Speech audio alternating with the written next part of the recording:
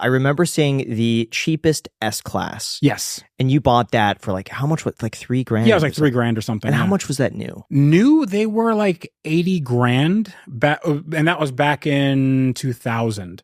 So yeah, and then I bought it for $3,000. So it's like, I love depreciated cars. How does an $80,000 car get sold for $3,000? Because a lot of things happen. So that Mercedes, which is the W220, it's a 2000. It had so many electrical gremlins. Just for instance, the door locks were air powered.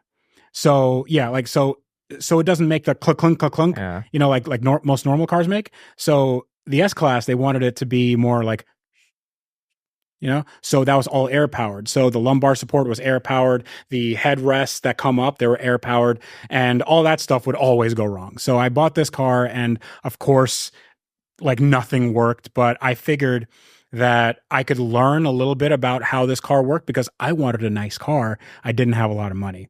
So I bought an electronic ignition system with a key. Basically, it's just where you put the key. It's like a little RFID key.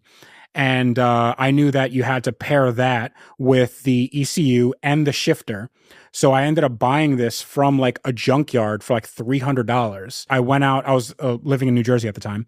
And I went out to like Clifton, New Jersey, which is like 45 minutes away from where we were, you know, living. Mm-hmm. And ended up buying this, installing it in a weekend, and then I had a running car. So like I buy this car just a kind of sight unseen for $3,000. I had a Toad, and then, you know, then I ended up getting a running car. And I'm like, and this car had 90,000 miles on it. Like other than this electrical issue, it was a totally fine running car. The engines are bulletproof. The transmissions are bulletproof. They're not quick, but they're not slow.